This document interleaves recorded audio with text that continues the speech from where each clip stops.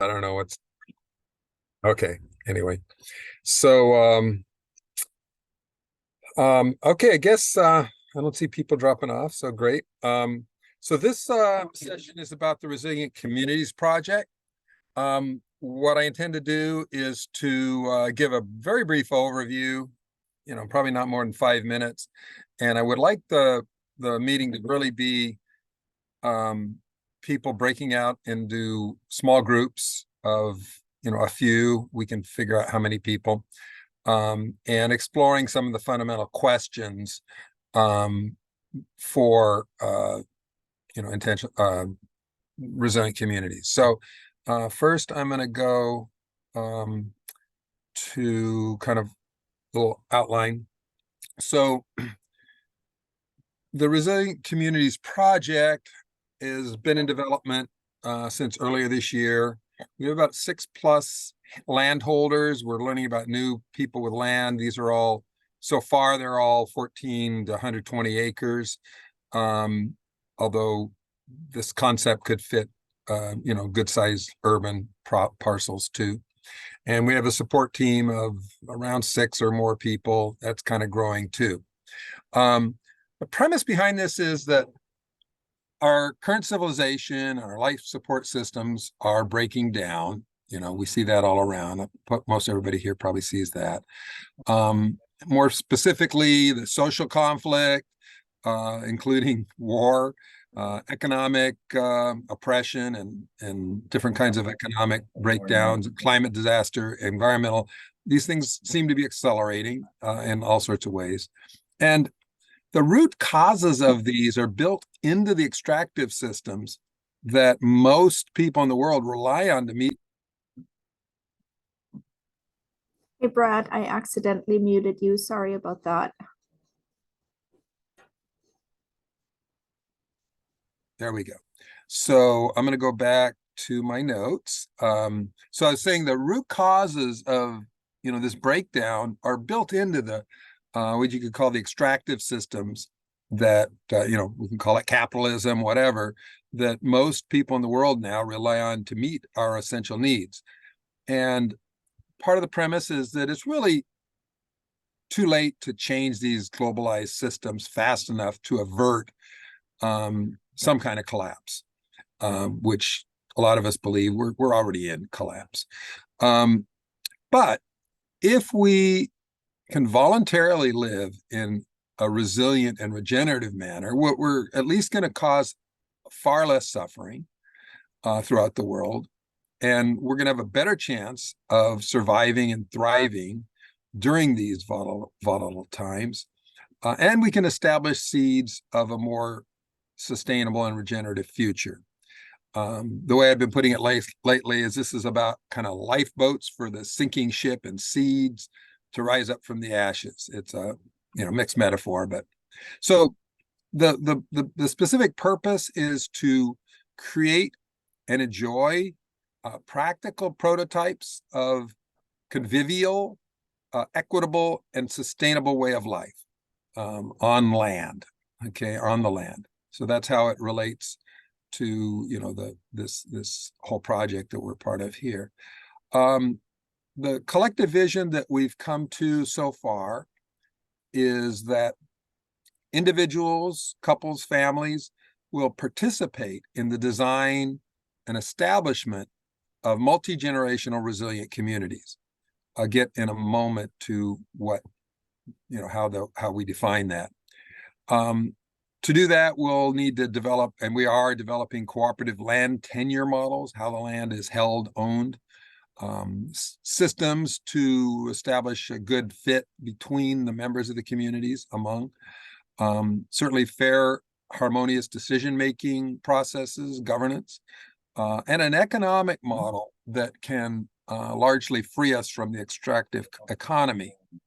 One way that's done is by we can greatly reduce our basic living and operating costs on the land for a variety of reasons, and then we can invest the surplus from the outside income that we have into growing a more equitable economic system. And this whole effort will require quite a diverse membership of people with a broad spectrum of experience, skills, and resources. So more specifically, our aim is to develop small. By small, we're talking like 5 to 15 people. It could grow, but relatively small, socially and economically cooperative communities. By socially and economically cooperative, we don't mean necessarily communes and everybody cooperates on everything, and everybody has common income, nothing like that, but that we're fundamentally socially and economically cooperative as a small community. We'll be living in simple, affordable, low impact housing dwellings, regeneratively producing much or most of our food and basic needs so that we have real resilience no matter what happens. Nurturing the healing and the well-being of our own members and the wider community. And of course, rejuvenating the ecosystems that we're part of, especially the land we're on, while sequestering more carbon than we emit. So these are, pretty basic goals that a lot of people might have, and we're committed to actually achieving this and creating models that can be replicated. So before we go on, I'm going to go back to Zoom here. See if there's any questions before we go on to the bigger questions that we'll break out into small groups for, and then we'll come together and collect and hear what the small groups, came up with. So any questions on what I just laid out there? Where are you based, Brad? Okay, good question. I'm personally based in Eugene. This project is primarily in Oregon. The land part, landholders range from Southern Oregon. We have a couple down in, the southern part of Oregon up to a couple around here, the South Willamette Valley around Eugene, and a couple farther north. And we've learned about some other properties in other areas that, we can't say are part of it yet, but that the people share, the landholders share the kind of the intentions and values we have. Alexa here knows of one, for example, but I haven't spoken to them yet, so I'm not counting them. But I'm in Eugene too, Brad. Do you do much with Square One villages at all? What was that again? Square One villages. Yeah. Interestingly, I'm going to be moving into, as a temporary thing until I'm in a resilient community, into Square One Village's new Peace Village. Peace Village, yeah. Yeah, I got a good lottery number on that, and I'm moving in there. I'll learn a lot working with Kavana, who some of you know, who's helping organize that. Yeah, and I think that I am very interested in the possibility of partnering with Square One Villages. Also, at least learning from Eli Spivak, who's doing some more co-housing kind of things up in Portland.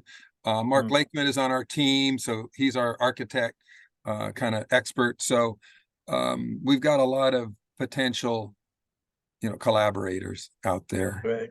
We're not going to try to necessarily go it alone. This is part of what Regenerate Cascadia. It's a similar vision and approach. Thanks. Any other questions or comments? If you disagree with any of the premises that I laid out there, I'm open to hearing different perspectives on this or add to what we shared there. So any other comments or questions?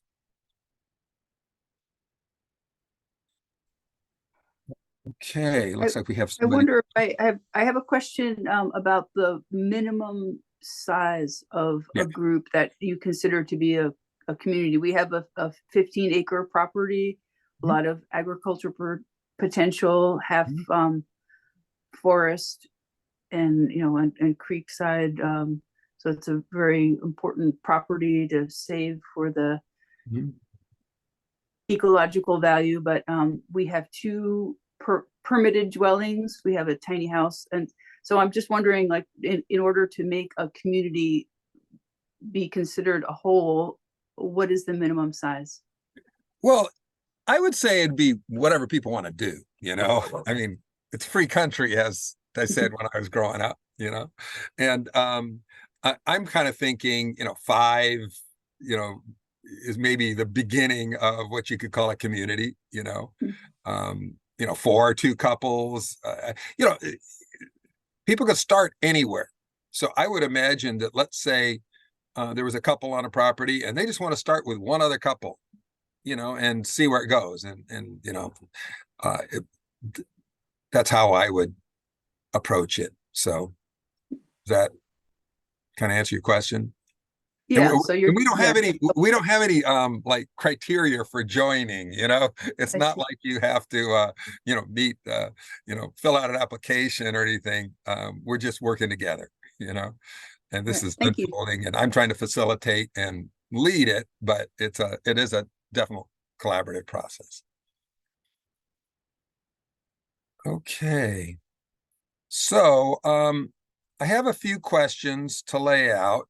Let me put the copy and paste the questions in the chat. Hopefully, if they're in the chat when we break out into the rooms, Tanya's gonna you're gonna help us break out into the rooms, correct, Tanya? Sure, let me know how many people you would like per room. Okay, sounds good. And if you would like to be in one of them.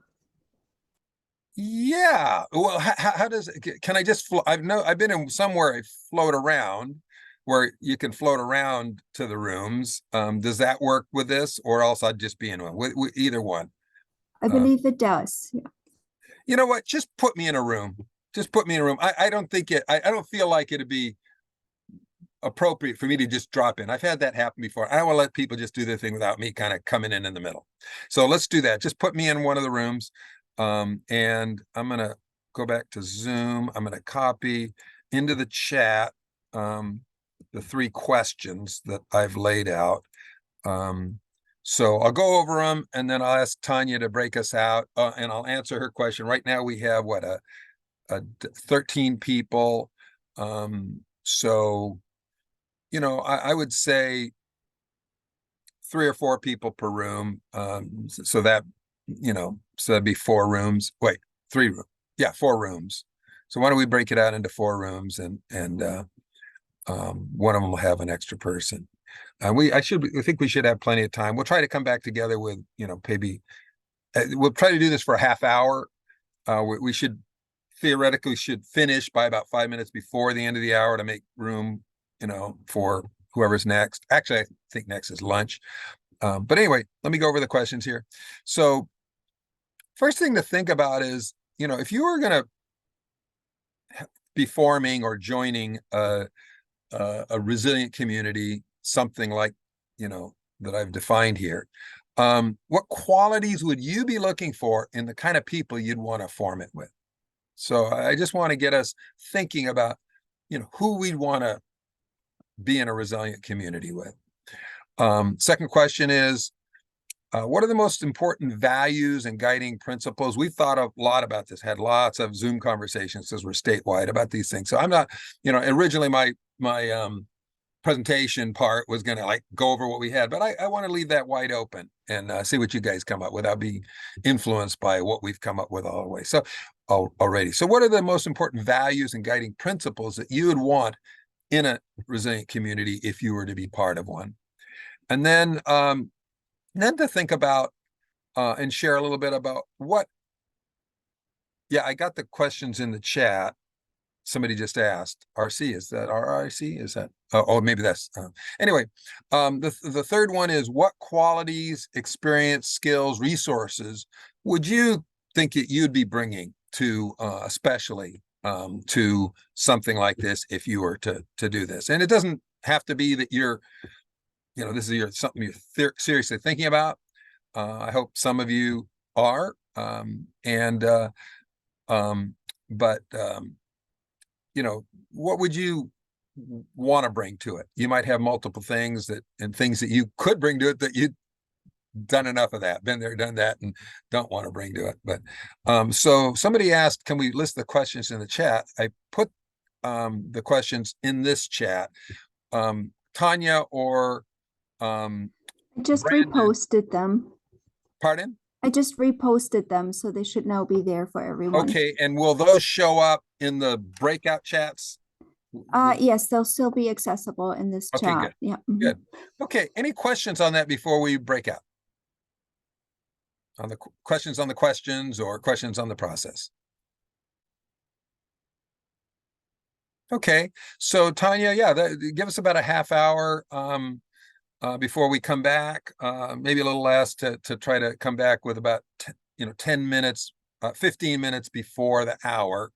So if you can break us out and we'll all meet in our little rooms and explore these questions. Oh, can somebody, I'm glad I remember this. Can somebody in each room take some notes and be able to, so if you can select somebody right off the bat or somebody volunteer to take some notes to report back of some of the kinds of things that came up, and we can all learn from each other here. And I'm here, frankly, I'm here to extract from you guys and learn from you all.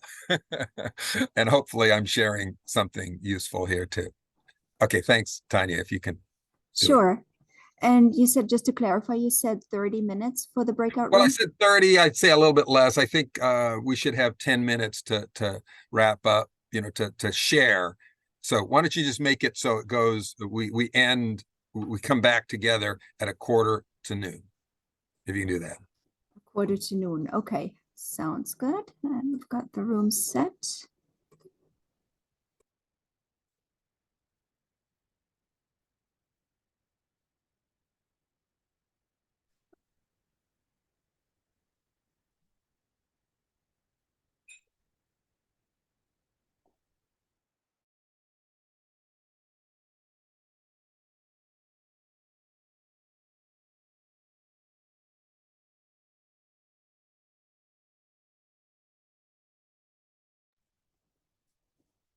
So I didn't have the option, Brandon, to put you in a room. Which room should I go to? Room 2? Do you want to go to room 2? I'm not gonna go into a room, Okay. but you can go to, yeah, looks like room 2 would be Or I can good. go to room 3. I'll go to room 3. Sounds good.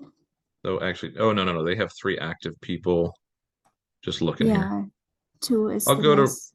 Okay, I'll go to room 2.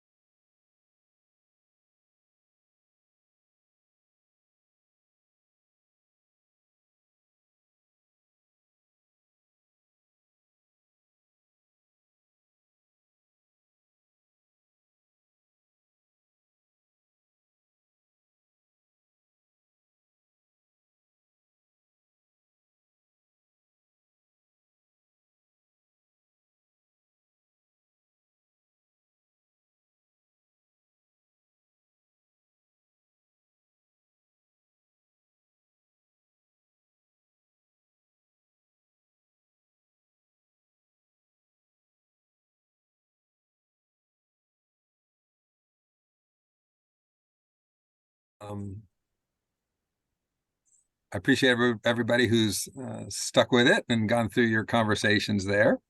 Looks like somebody's just getting in on the sound there.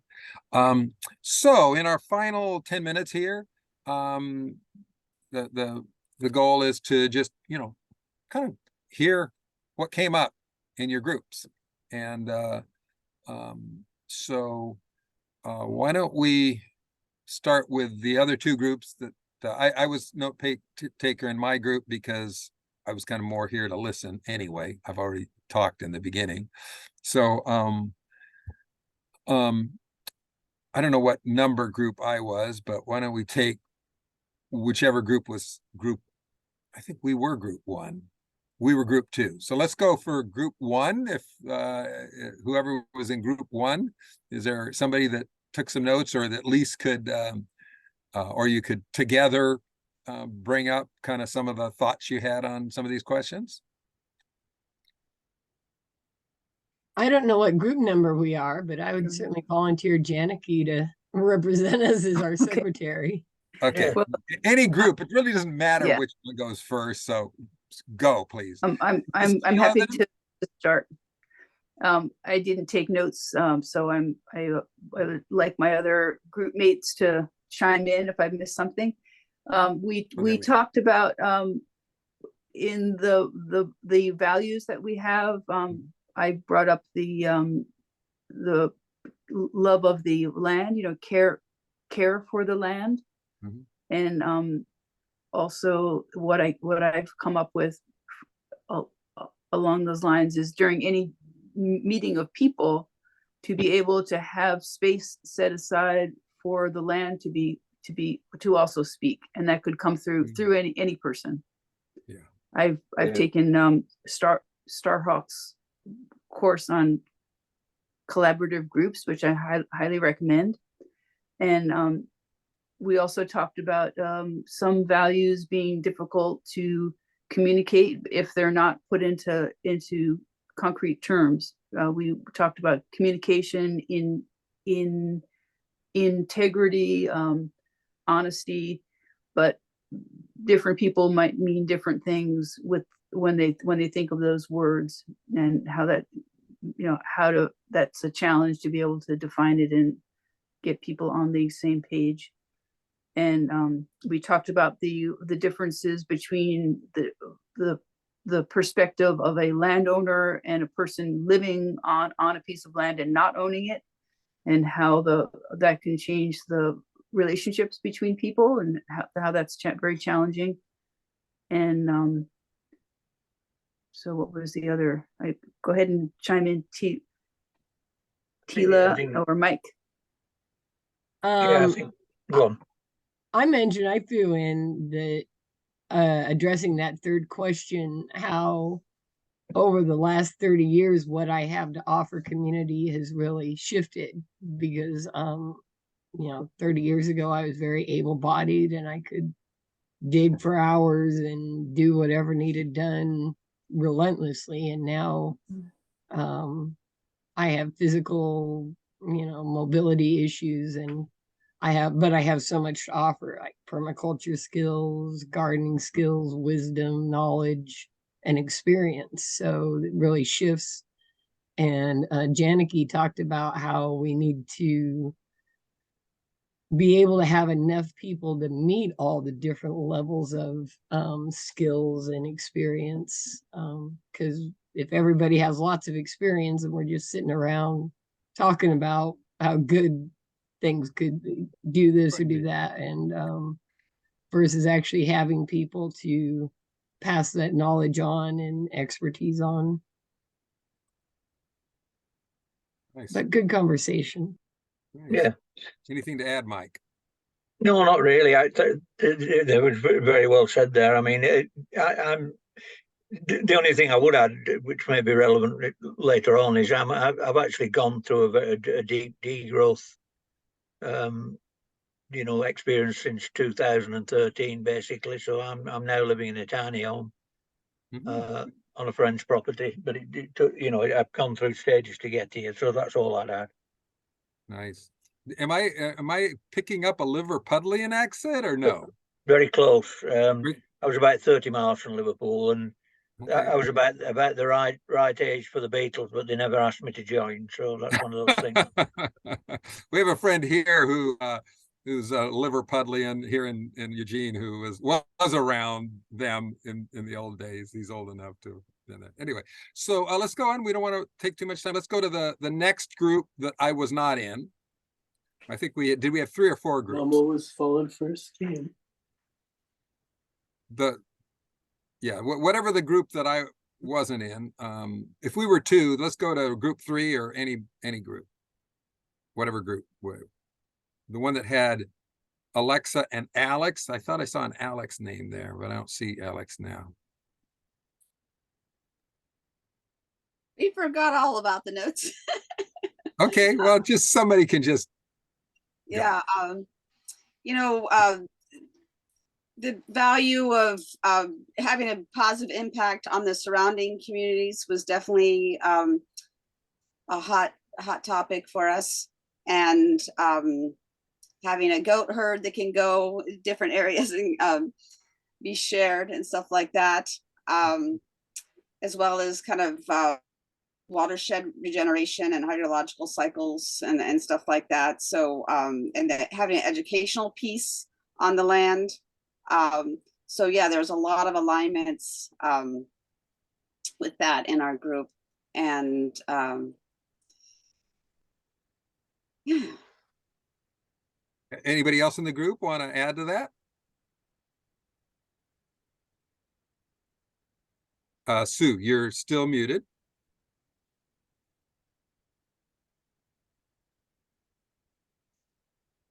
Bottom left. Yeah, there you go. I know. Yeah, so I think that we did share some of the projects that we're doing and the shared values around those, around watershed restoration as being, sort of key, and people who are doing their activities around that, whether it's growing food for themselves or just and shared learning about how to go about doing that we're all sort of sharing, we're all sort of learning and trying to share as much as we can. And then so that these land projects can have like multiple purposes in terms of restoring, learning, and learning different ways to live with the land regeneratively. Yeah. Super. I think we're down to about 1 minute. So maybe unless somebody else from your group has something, maybe I'll go real quickly on our group. And I want to say before I start, and jump in if you had something else to add there, anybody. But if you're interested, I'd just say real Go quick, ahead. Brad, just because the next session is just a lunch, I think, Yeah. feel free if you run over, it's not the end of the world. Okay, good. We won't feel quite as pressured, but also I don't want to take away from people's limited lunchtime too. So, but we don't have quite that pressure. That's right. So there's no other group to jump in, right at 12 noon. So, good. Thank you, Brandon. I want to say now, if anybody is, interested in this and wants to engage with us and, find out what we're doing, or, I maybe put your contact info, your email or something. We're not really doing an email list. Right now, with the landholders, we were meeting regularly until just a couple of weeks ago, Zoom meetings, and in the support group, some from the support group. I'm mostly doing kind of one-on-one, kind of getting to know people. Alexa and I've had 2 or 3 conversations, and other people.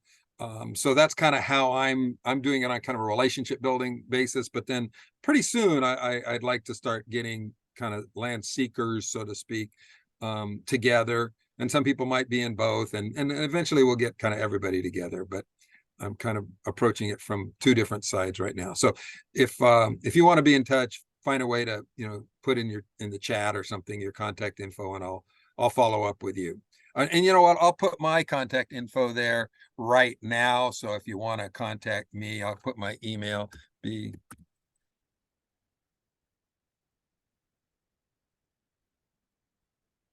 are we?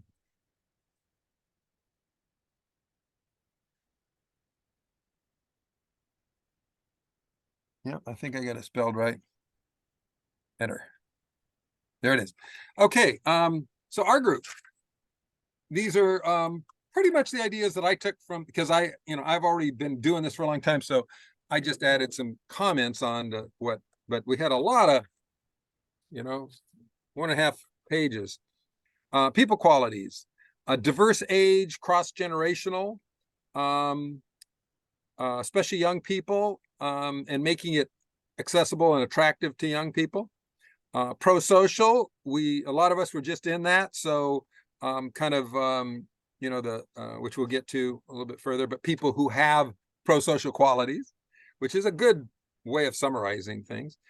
certainly conflict management skills, and among some of the people, and willingness by everybody to, agree on how conflict will be managed, even if among the people that don't necessarily have the skills perfected going in. Alignment of values around the purpose of regenerating the land, the watershed, the forest. Decision making.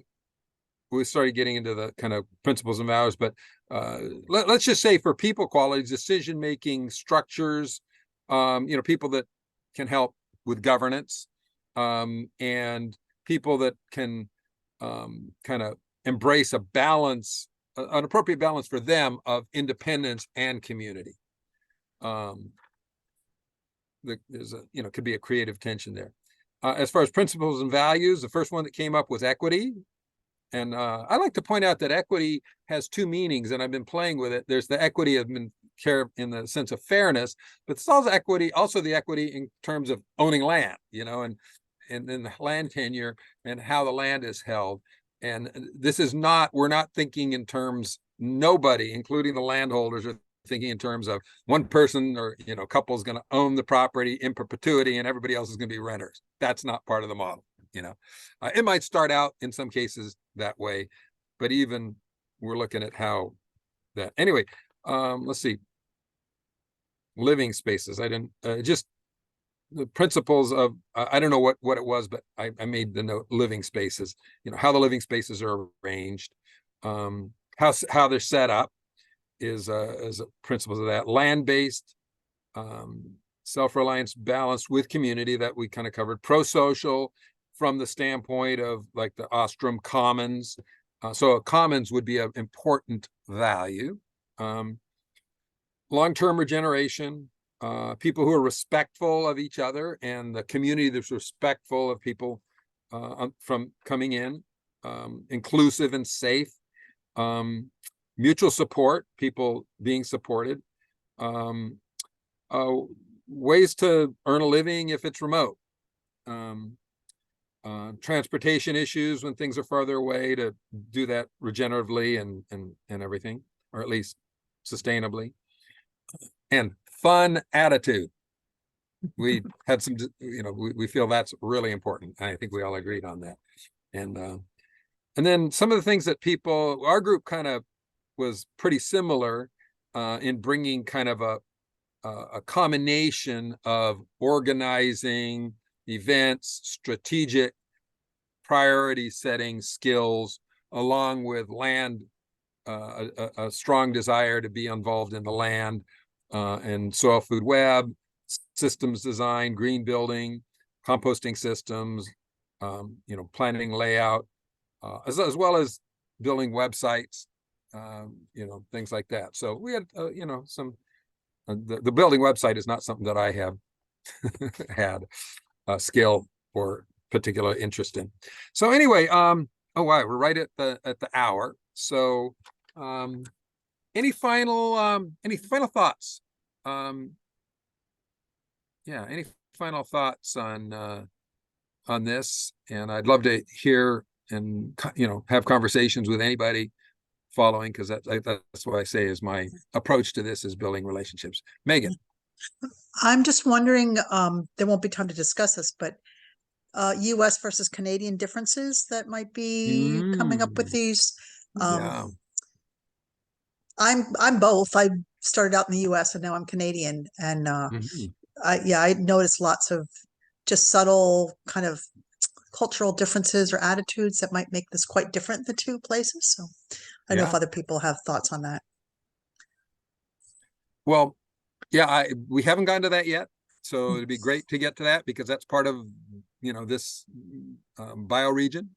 And I will say that it's been all Oregon so far, but I just learned about some land, in Southern Washington, and there's people here from Washington. And so, I've always been thinking of Washington. The laws, there's a new law that makes this a lot easier in Oregon now, and I don't know what the law is as far as the regulatory situation has improved for doing this in Oregon. And I don't know about the regulatory situation in Washington, which is a factor, obviously. Any other comments, questions before we close? Just one I have, which is pretty, how can I put it, local. But I know you mentioned you were going to stay in Peace Village for a while, and I've been trying to communicate with Square One Villagers about getting, I'm a permaculture certified designer, about getting some community gardens in there for the people, but I haven't really had any response. So, I just thought I'd mention that. I'll find out. They got some. When I applied, I suggested that, I would be interested in like food forests and edible landscaping. I have a little bit of background and I'm not an expert. And I think they just had to get it done, but there's no reason that brand new plants couldn't be replaced with other things. And if we're lucky, there's one person here who might be involved with property management there. I won't reveal anything, but anyway, so I'll certainly be a voice for that sort of thing. That's for certain. No, it's a wonderful. It's a wonderful endeavor, basically. I mean, for a church to help with that amount of land, I'm quite familiar with it. So yeah, that'd be great. And I have lots of seeds, by the way. But if anybody needs any, that's a general statement. Yeah, and Mike, you're in the Eugene area, aren't you? Yeah, I'm in Eugene, yes. Yeah, I thought so because I recognize your name from when we were on the tour. I think I sent you an email asking you a question or something like that. So I recognize your name from that. So yeah, I thought I'd recognize your name too. So yeah, I'm here. But like I said, oh, sorry. I was just gonna say, I think you were maybe working with Tanya on some of the local organizing. Yeah. Tanya did more of it than I did, but I helped a little bit.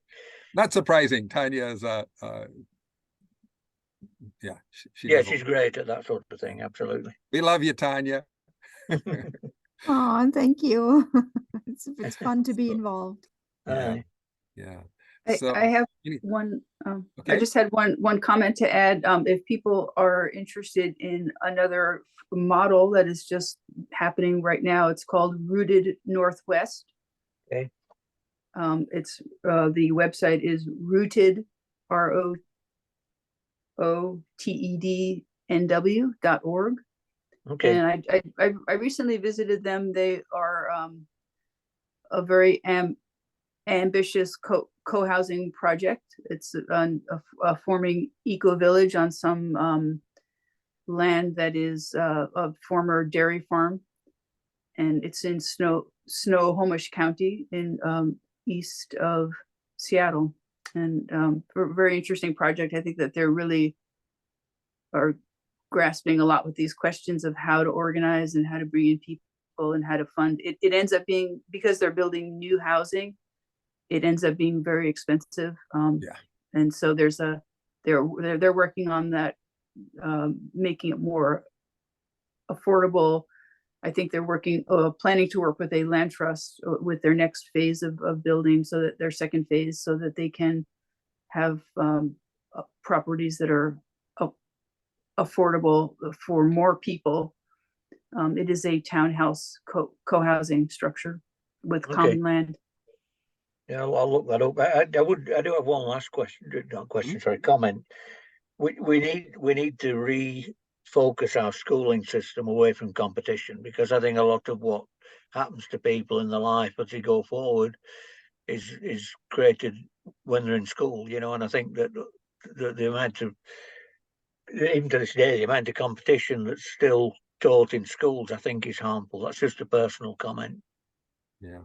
Well, certainly one of the well-recognized challenges of intentional community is that we're Americans and we don't come from, none of us, or virtually none of us, grew up in a more cooperative, collective culture. So we all, including me, have to work at it and a lot to learn and grow, and adjust to the to the realities of who we are, who we're going to be. So one of our kind of principles is that seems to be coming up is not making it more collective and cooperative than it needs to be.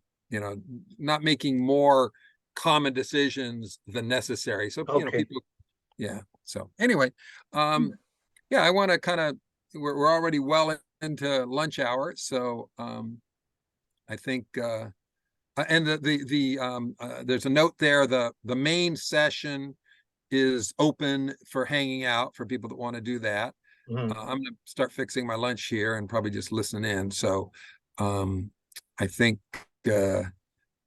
probably time to go unless there's something burning to say for finishing us off here. Just thank you. Yes, thank you. Thank you. Thank you for hosting. Thanks very much. Thank you all for showing up. You know, as you can tell, I love talking about this and engaging with y'all. So appreciate Yeah. it. Thank you, I don't Brad. know if I have to close this, Tanya. How do we do this? Yeah, we can all just log off. Thank you, Okay. Brad. All right. Thank you. Thank you, Tanya. Mhm. Bye. Bye.